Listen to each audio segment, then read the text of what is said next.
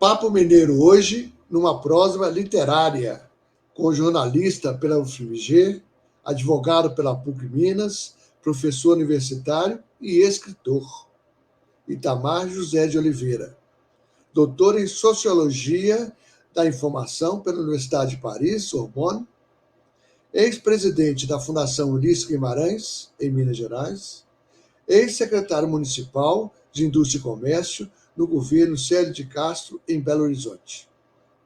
Escritor, está lançando um novo livro, Hélio Garcia, A Arte Mineira de Fazer Política. Seja bem-vindo, Itamar. Olha, bom dia, muito obrigado. Eu quero agradecer a oportunidade. Estou à disposição para a gente levar uma conversa, porque o seu programa Papo Mineiro é um papo que eu percebo realmente de gente de Minas que fala das coisas de Minas. Eu fico muito feliz de estar falando para você e para a sua audiência, que eu sei que não é pequena. Oi, Itamar, é muito prazer, muito tempo que eu queria te entrevistar aqui, mas a oportunidade do novo livro foi excepcional, que bom, né? Eu também conheci o Hélio Garcia, fui muito amigo da esposa dele, a Margarida Silésio, né?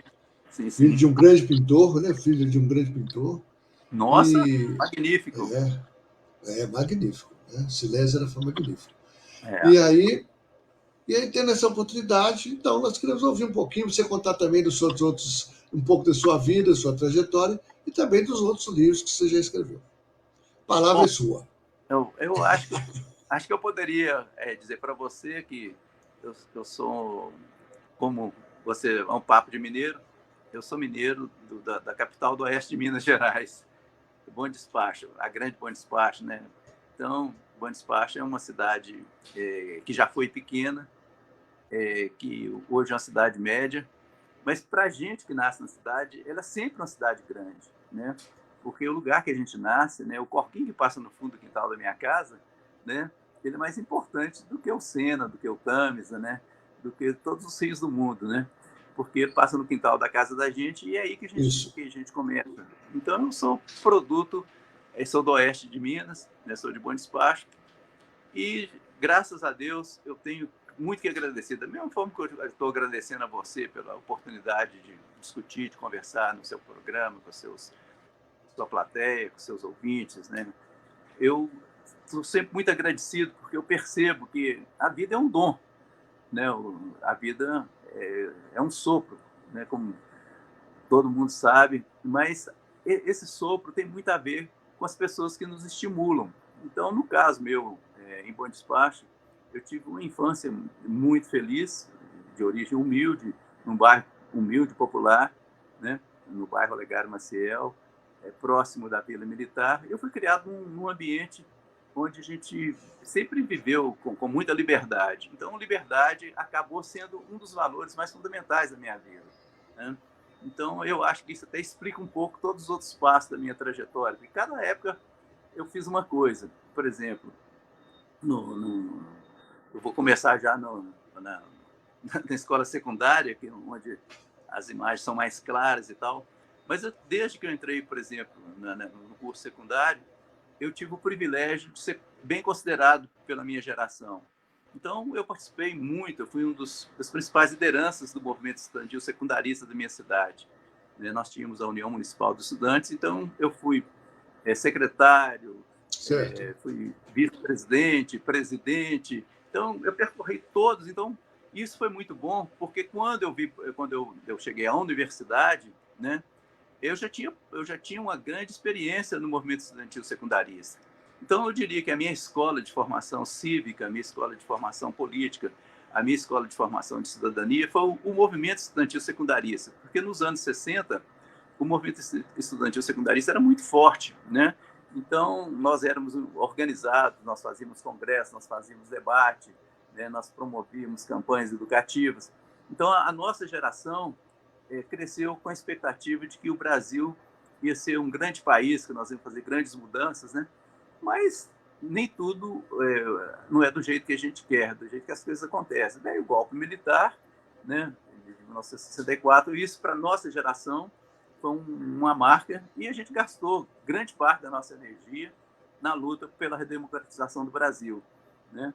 E aí eu acabei caminhando em muitos lugares, né? Eu fui também participante da Comissão de Liberdade de Imprensa do Sindicato de Jornalistas, ao lado do Paulo Lotti, do Didi Mupaiva, né? Do Tilden, do Neumar, de toda uma geração de jornalistas, de professores e de intelectuais que tinha realmente assim como dever naquela época, né, de trazer o Brasil novamente para o regime democrático. Então, grande parte digamos assim, da minha trajetória, tanto na universidade como no sindicato, né, foi nessa perspectiva. Mas depois assim do processo de redemocratização, eu tive outras oportunidades, né? Antes também, durante esse período, eu tive também a felicidade de ter uma bolsa de estudos do governo francês. Fiz um curso na Universidade de Paris, na Sorbonne, fiz um doutorado em Sociologia da Informação, mas eu não gosto muito de ficar falando disso, não, porque em tudo isso, eu já te falei, tem alguma coisa. Uma coisa que eu acho importante na vida da gente são os professores da gente, né? Então, eu me lembro com muita ternura, com muito afeto e com muito agradecimento dos meus professores de Bom Despacho, né? Depois eu me lembro dos meus professores da universidade aqui. E eu tive uma sorte, eu não sei se você se lembra do Diário Católico. Né? Você se lembra do jornal Diário Católico? Era um jornal mais vinculado à igreja. Foi fundado, né, por Dom Cabral, né? E Sim. com isso eu tive a oportunidade também de trabalhar no Diário Católico. Isso também me aproximou bastante da Igreja Católica em Belo Horizonte, e eu tive uma relação privilegiada com Dom Serafim Fernandes de Araújo, né, que praticamente depois de Dom Antônio dos Santos Cabral, que fundou a Universidade Católica, Dom Serafim foi um pouco a alma da universidade. E eu fui muito próximo de Dom Serafim, então durante muitos anos eu estive ao lado de Dom Serafim, participei da fundação, junto com Lélio, Fabiano dos Santos, Emerson de Almeida, Antônio Fausto Neto, né, e Marco Antônio Rodrigues Dias, da fundação da Faculdade de Comunicação da PUC Minas, que na época era a Universidade Católica de Minas Gerais, ela ainda não era PUC. Então foi também um lugar de uma experiência muito rica, né? Então, assim, eu diria que a minha formação, digamos, a minha trajetória é tríplice. Eu sou uma pessoa da academia, né? Das duas academias, porque depois também eu formei na UFMG, e depois eu fui trabalhar na UFMG, me aposentei na Universidade Federal de Minas Gerais. A gente sempre trabalhou nessa perspectiva, né? Digamos assim, a vida acadêmica, a vida profissional, e depois uma espécie de síntese, um encontro, né, da vida acadêmica e da vida profissional, uma certa militância na política. E como eu te falei, a nossa geração foi uma geração que gastou muita energia na luta pelo restabelecimento das liberdades democráticas do Brasil. E, infelizmente, agora nos tempos atuais, a luta hoje não é uma luta local, como foi em Bom Despacho, não é uma luta regional em Minas Gerais, nem uma luta no Brasil. Hoje o mundo está muito mudado, né? Então, assim, adaptar-se ao mundo contemporâneo é uma exigência de todos nós. E eu trabalho sempre na perspectiva que eu trouxe da minha escola de formação política e de cidadania, tanto de Bom Despacho como do meu trânsito na universidade, no sindicato, uma preocupação que eu acho que a vida se resolve no diálogo. Então, eu sempre acreditei na política como a coisa mais sublime daquilo que o homem pode fazer. Então, eu acabei caminhando para a política, né? Você viu, eu participei intensamente da construção do MDB, do PMDB, fui da Fundação Ulisses Guimarães, né? E eu acho que, assim, fora da política, não tem muita salvação, né? Eu acho que a política é o lugar importante, porque é o lugar de se conversar, o lugar de dialogar e o lugar de buscar soluções. Eu acho que toda vez que a gente parte para soluções ou por caminhos autoritários, a humanidade perde, né? E entre a civilização e a barbárie, eu sou a favor da civilização, da cidadania, né? Então, por isso que eu acho que na etapa que eu estou atualmente, eu deixei um pouco as minhas atividades no magistério, no jornalismo, na academia, e deixei bastante, está um pouco distante, digamos assim, a minha militância política. Hoje eu estou escrevendo e acho que também mudei muito pouco, porque eu estou escrevendo sobre a memória política de Minas.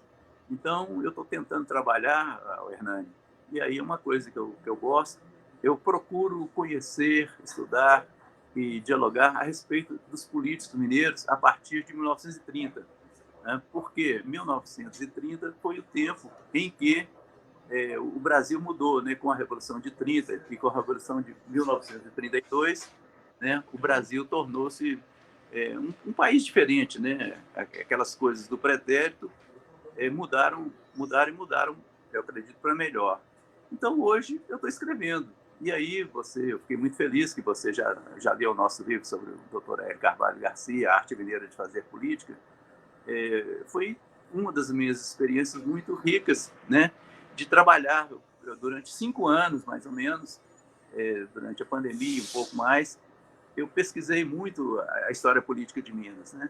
E o Dr. Hélio foi um grande personagem, né? Porque foi deputado estadual, ele foi deputado federal, ele foi prefeito de Belo Horizonte, foi vice-governador, foi governador. Mas, mais do que isso, eu acho que a trajetória do Dr. Hélio me ensina, sobretudo, uma coisa que eu admiro em todos os políticos, que é a capacidade de dialogar. Então, quando eu escrevi sobre o Dr. Hélio, eu escrevi também nessa perspectiva. Eu acho que nós estamos precisando trazer para a opinião pública, nós precisamos trazer para o debate, para o embate político, as experiências enriquecedoras de políticos que se primaram pelo debate, né, e Minas tem muitos exemplos disso, né?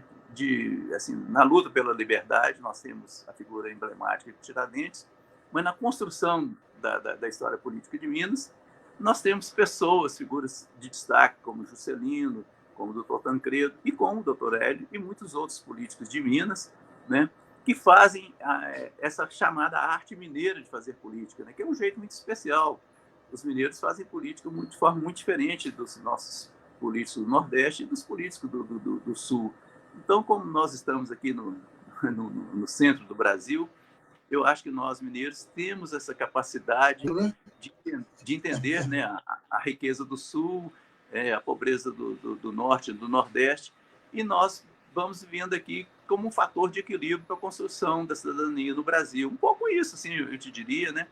Esse é um pouco a minha história, a minha trajetória e o meu percurso. Um pouco isso. Ótimo. Você foi também da Fundação Ulisses Guimarães, né? Na época que nós estávamos aí iniciando uma nova democratização, né? Teve também a experiência de conviver com o Dr. Sérgio de Castro, né? Que foi um grande prefeito em Belo Horizonte. Conta um pouquinho para nós dessa trajetória aí, política. Bom, eu acho que no plano político é muita sorte, né? Quer dizer, é muito triste de ter gastado muito tempo para combater um regime autoritário. Mas, felizmente, assim, o povo brasileiro acabou apoiando através das diretas já, e depois nós conseguimos, enfim, retomar a democracia a partir da Constituição de 1988. Eu tive a oportunidade também, na fase pré-constituinte, eu escrevi um livro chamado Mineiros em Busca de Equilíbrio, sabe? Esse livro, Mineiros em Busca de Equilíbrio, foi um livro interessante, porque eu consegui fazer um registro histórico do que os mineiros, antes da Constituinte, esperavam em termos de redemocratização. Então, eu vi muita gente, conheci muitos políticos e ouvi muitas lideranças sindicais de Minas. Então, esse livro, Mineiros em Busca de Equilíbrio, de uma certa forma, foi uma obra que eu fiz nessa fase pré-constituinte. Depois, eu participei, como muita gente, da movimentação do processo constituinte, e é interessante porque eu tive a oportunidade também de estar ao lado do ex-senador Ronan Tito, com quem eu construí uma relação fraterna, né, de colaboração recíproca. Então, a gente conversava muito, eu acompanhei todo o trabalho que o Ronan fez como deputado federal, depois como secretário do Trabalho e, sobretudo, como senador da República. Então, eu tive a oportunidade digamos assim, de participar intensamente do processo constituinte. E durante o processo constituinte também, eu ainda estava dando aula na UFMG. Então, eu levei muitos dos meus alunos ao Congresso Nacional, né, para fazer cobertura do processo da Assembleia Nacional Constituinte, e muitos desses nossos alunos hoje são grandes jornalistas que cobrem muito bem a área política, né, e também já produziram livros, alguns já produziram filmes, né, que o pessoal da comunicação é um pessoal assim, de horizontes muito, muito amplos, né?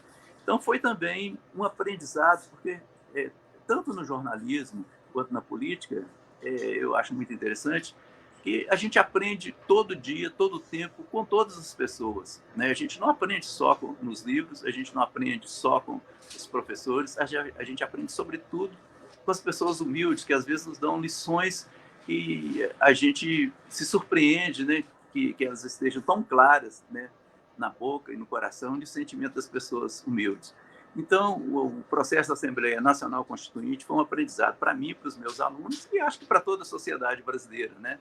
E nós saímos melhor desse processo de redemocratização. E daí para frente, eu acho que o Brasil vem dando exemplos de busca de caminhos, né? E a gente não pode imaginar, né, que o Brasil vai retroceder. Nós temos que acreditar que o Brasil, com todas as dificuldades que possa ter, as dificuldades são naturais em todos os países do mundo, né? O Brasil vai continuar optando pelo diálogo, né? E pelo respeito às instituições democráticas. Então, nesse período, eu tive muita empatia com o processo da Constituinte.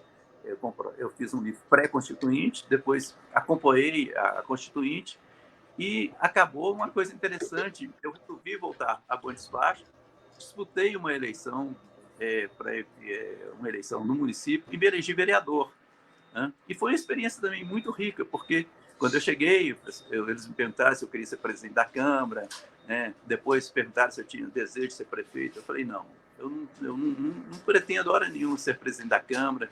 Eu acho que a Câmara já nos deu...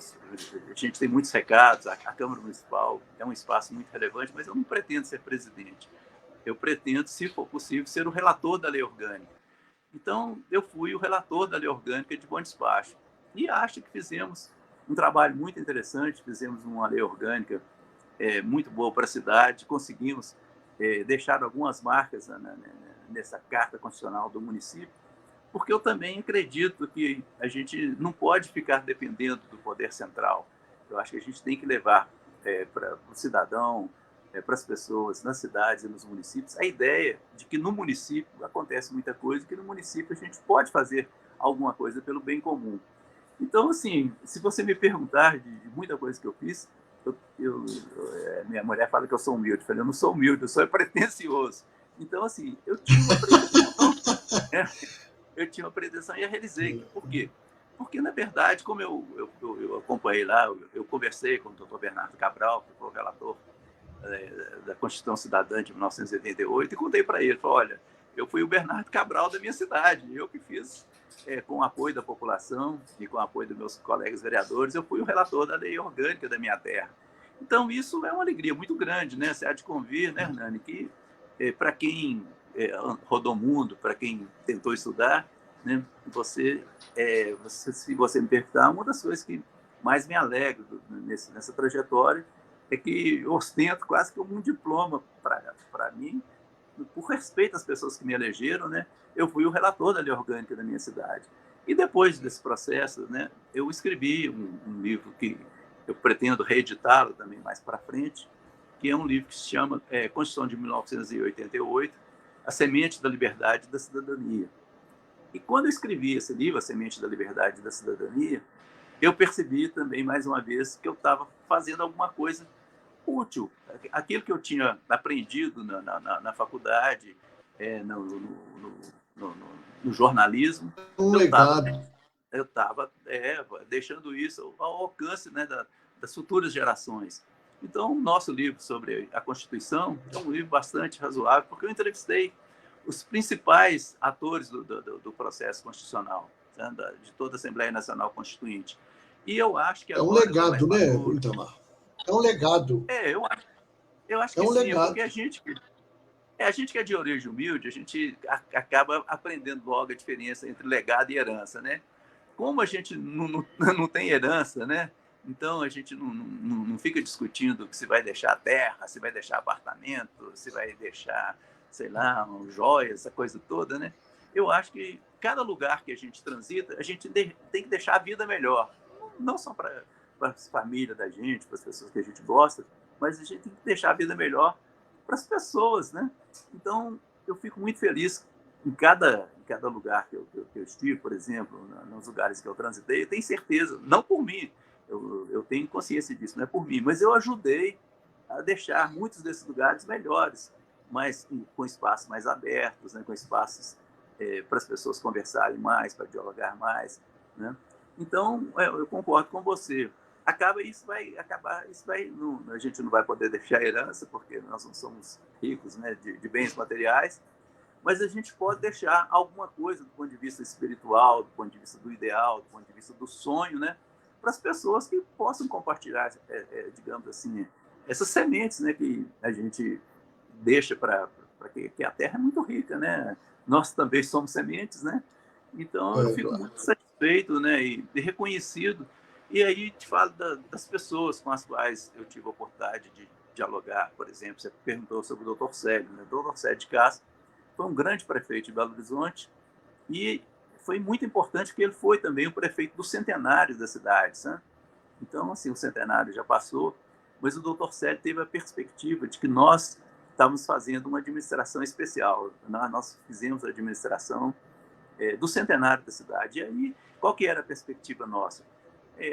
A gente não ia construir ponte, viaduto, nem grandes obras, porque os tempos não comportavam, mas assim, a gente pensava muito em deixar algumas marcas, entre elas, onde a gente trabalhava, eu trabalhei fui secretário de Indústria e Comércio, e o vice-prefeito Marcos Santana também era um empresário aberto, era uma figura também que gostava das experiências de cooperação internacional. Então, o doutor Marcos Santana também era uma pessoa que teve um papel importante na gestão do Célio de Castro. A secretária Ângela Paz, que depois saiu do governo municipal e foi para o governo do doutor Itamar no plano estadual, também tinha essa perspectiva. Então, nós tínhamos um grupo, Mauro Vertema, né, que foi presidente da Belotur. Então, nós tínhamos sob orientação do Célio a preocupação de fazer de Belo Horizonte uma cidade mais acolhedora do ponto de vista cultural, né? E uma cidade acolhedora do ponto de vista de cooperação internacional. Então, Hernani, eu acho que também nós deixamos um trabalho muito importante que foi feito na chamada rede Mercocidades. Belo Horizonte ajudou a pilotar uma rede de cooperação internacional de cidades latino-americanas, né, com a participação de Montevidéu, com a participação de Buenos Aires, né, com a participação de Santiago do Chile, né, e de Rosário, de Córdoba, né? E depois nós fizemos também cooperação internacional com cidades europeias, cidades irmãs de Belo Horizonte, né, na Europa. Então, nós fizemos cooperação com Bolonha, né, nós fizemos cooperação com Paris, nós fizemos cooperação com Cottbus, na Alemanha. Então, assim, o Dr. Célio era realmente um cidadão com essa preocupação, né? Então, eu acho, Hernani, que Belo Horizonte teve a sorte de ter muitos prefeitos, né, competentes e que tinham uma ótima relação com a cidade, cada um de um tipo. Eu me lembro, assim, eu convivi com vários deles. O Ferrara era um estilo, você conhecia muito bem o Ferrara, né? O Pimenta da Veiga era outro estilo, né? O Márcio Lacerda também com as suas características.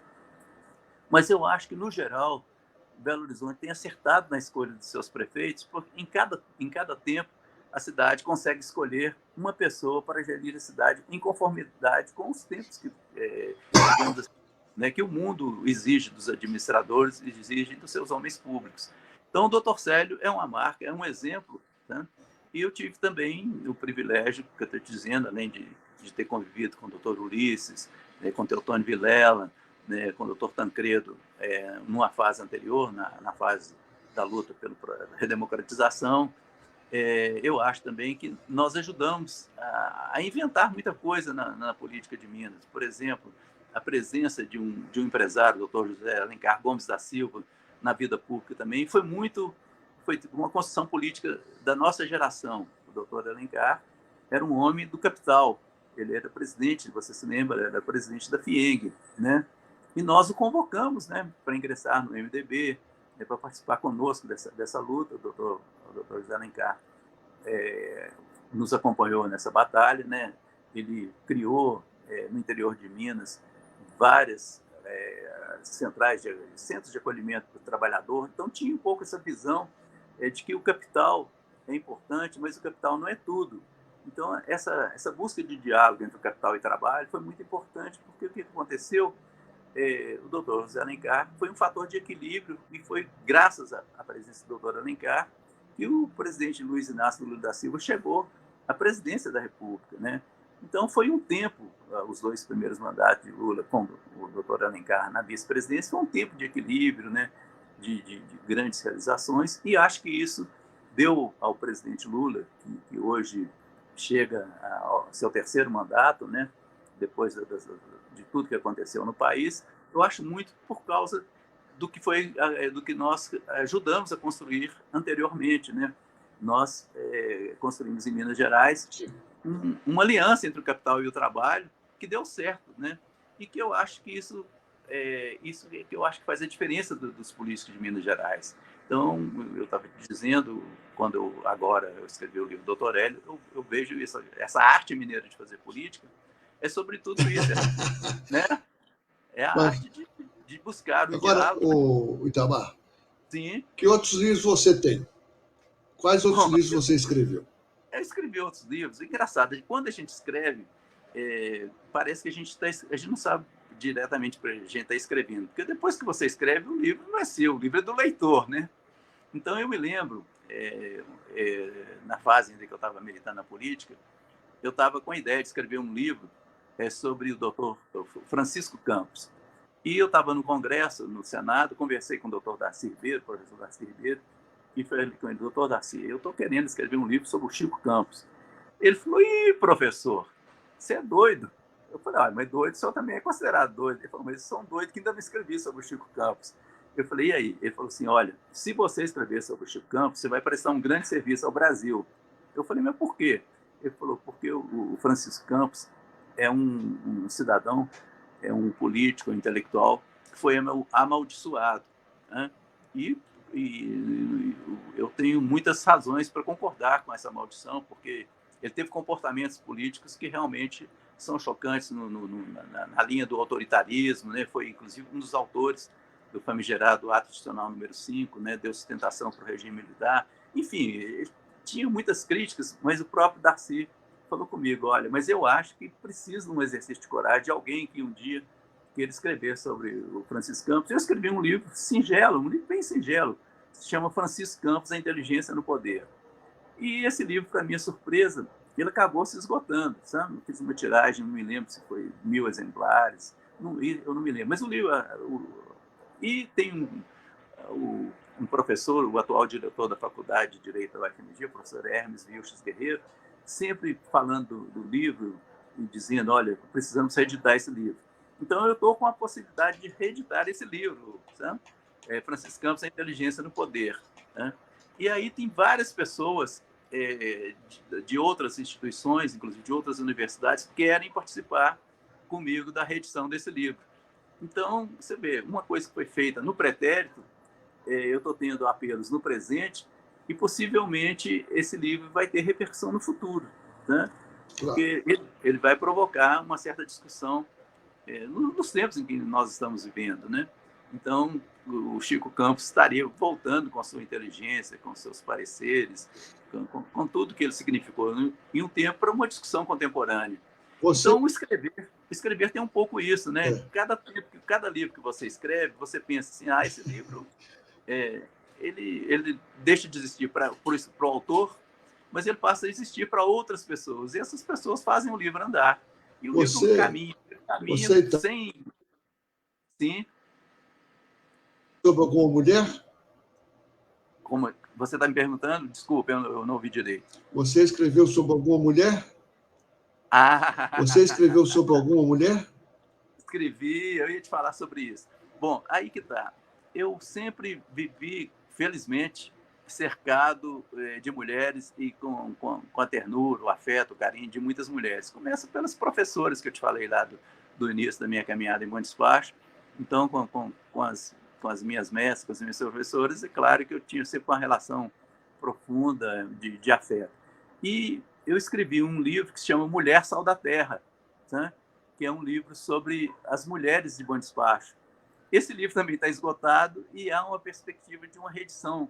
também há um desejo na cidade de que esse livro seja reeditado.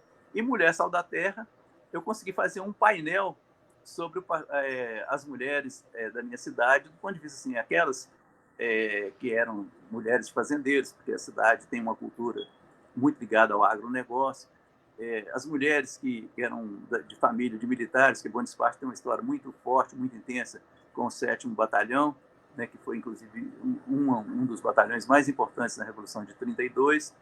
E eu consegui entrevistar várias mulheres, inclusive tem uma delas que eu tenho profunda admiração, eu sei que o presidente Lula também tinha admiração por ela, que ela se chamava Maria Ilma Ricardo, uma negra combativa, que foi militante da JOC, da Juventude Operária Católica. Então, essa moça nasceu em Bom Despacho, veio para Belo Horizonte, trabalhou, se situou muito bem, era uma doméstica muito respeitada, e ela criou a Associação das Domésticas de Belo Horizonte, e que acabou sendo uma escola assim, de cidadania. Ela era uma liderança, então ela deixou marca, sabe? Maria Ilma Ricardo. Então, assim, é muito engraçado, né? Você me perguntou se eu escrevi sobre as mulheres. Escrevi, sim, e eu tenho muita alegria de ter feito o registro da memória feminina das mulheres de Bom Despacho, né? E às vezes, assim, eu fico um pouco, não sei se delirando ou esperando que a inspiração chegue, mas... Posso te dar uma sugestão? Pois não. Posso te dar uma sugestão? É uma pessoa que você também conhece. A deputada Maria Elvira. Ah, sim, a Maria Elvira é uma figura ímpar, eu gosto muito dela. Né? Eu acho que é uma figura icônica em Minas Gerais, né? Ela é muito combativa. A Maria Elvira tem história. A Maria Elvira, nos tempos em que eu militei na política, nós tínhamos dobradinha, sabe? Ela era candidata a deputada federal e eu fui candidato a deputado estadual, sabe? E a nossa campanha era inspirada numa canção que chama Iname Infame, A Nome Infame. Então, ela era deputada federal, deputada estadual. Tivemos uma votação boa. Mas, assim, aí é outro motivo que eu te falei também de ser reconhecido. Esse período em que eu disputei eleições, que eu me elegi vereador, eu fui secretário, eu tive sempre a preocupação de disputar eleições para ajudar a fazer coeficiente partidário, para ajudar a legenda do meu partido, né? Porque eu sei que as coisas acontecem, as coisas importantes, muito importantes, acontecem no parlamento. Então, eu tento fazer um pouco hoje assim, de pedagogia política, estimulando a juventude a participar da política. Sabe? Então, eu defendo a tese de que as mulheres, os jovens e os trabalhadores, principalmente, precisam botar a mão na massa, sabe, Hernani? Precisam ingressar na política, precisam participar da política, porque o nosso tempo está passando, né? Tudo na vida passa, né? Então, precisa que venham novas gerações comprometidas com o bem comum. Porque, assim, eu não me encanto, Hernani, hora nenhuma, quer dizer, me encanto, às vezes, né? A inteligência sempre me comove, o afeto sempre me seduz, essa coisa toda. Mas, assim, eu fico muito encantado com pessoas que gastam a vida para servir. Né? Aí você falou, por exemplo, o doutor Célio de Castro. Ele era um médico dos mais competentes, mas ele percebeu, né, que ele podia servir muito mais, né, se ele estivesse na política. Então, ele abriu os horizontes de Belo Horizonte. Outro médico também, que eu tenho muito respeito por ele, o doutor Dari Faria Tavares, foi secretário de saúde, eu tive a oportunidade de trabalhar com ele também. Ele tinha uma visão desse tipo, ele insistia muito com o doutor Hilton, que é o nosso médico famoso aí, né? Então, ele insistia muito, olha, lugar de pessoas que podem fazer o bem comum não é só na sua profissão, não é só no seu ofício, né? Lugar das pessoas que querem servir a sociedade é na vida pública, é na política, né? Onde as coisas são difíceis, onde você corre risco de te chamarem de muita coisa, né? Inclusive, você convive com todo tipo de interesse, mas é na vida pública que as pessoas podem se realizar e podem ajudar a coletividade. Então, eu estimulo muito, sabe, os jovens, as mulheres, os trabalhadores a ingressarem na política, porque assim, a vida sindical é importante, a vida universitária é relevante, a vida em família é indispensável, mas o lugar do bem comum é na vida pública, é na política. Então, eu sou sempre um entusiasta com a participação dos jovens, das mulheres, dos trabalhadores na política. Muito bem. O nosso papo até já se prolongou, porque o papo está bom. Eu queria que você deixasse uma mensagem para todos que estão nos ouvindo. Não, eu não tenho pretensão de deixar mensagem. Eu quero deixar o meu agradecimento a você, né? O meu muito obrigado pela oportunidade de conversar, porque eu acho que isso faz muito bem para quem está escrevendo, para quem está buscando horizontes, para quem quer interagir. Então, eu sou muito agradecido e te falo assim, eu sou muito reconhecido aos meus mestres de bom despacho, aos meus professores da UFMG, né, aos meus colegas e professores de Paris, em todo lugar. Eu sempre tive ótimos professores, ótimos companheiros, né? E isso é um privilégio, a gente compartilhar isso, né? Então, eu teria uma mensagem a passar, é essa. Sejamos todos pacientes, sejamos todos tolerantes, porque o mundo está vivendo polarizações que não são apenas em Minas, no Brasil, em Bom Despacho. A polarização hoje, os interesses, né? A busca do interesse pessoal está se prevalecendo muito sobre o interesse público, né? E aí a gente tem que lembrar de Dorival Caymmi, a gente tem que lembrar dos grandes compositores populares brasileiros, né? Quem não consegue enxergar além do horizonte é cego, né? Então nós precisamos acabar com a cegueira, né? Nós temos que tentar enxergar além do horizonte. Atrás da montanha está acontecendo muita coisa, né? Essas guerras que estão acontecendo, elas não podem continuar, né? Nós precisamos de paz. Paz não é só para sobreviver, não. Nós precisamos de paz para viver, para compartilhar a nossa vida com os mais velhos, com os mais jovens, com as crianças. Então, eu sou agradecido e a mensagem que eu teria é isso. O mundo precisa de diálogo e de paz. E eu acho que é para isso que vale a pena viver. Muito bom, viu, Delmar? Muito obrigado, né, pela sua presença aqui. Você só enriquece o nosso programa, né? Já tem muita gente interessante, você vem estar junto delas. Muito obrigado pelas suas palavras, pela sua história. Muitíssimo obrigado mais uma vez. E quando você quiser conversar sobre outros temas, eu gosto de conversar, né? E fico feliz de que você esteja fazendo esse programa eclético, esse programa plural e esse programa que dá oportunidade à cidadania de se expressar. Muitíssimo obrigado. Um grande abraço para você. Bom dia. Tivemos então aí, eu vou falar um escritor, né? Itamar José de Oliveira, uma pessoa com muitas histórias, com essas passagens nos últimos 60 anos, uma passagem atuante, participativa, e muito do que nós vivemos hoje vem desse período, né, de muitas conversas, de muito diálogo.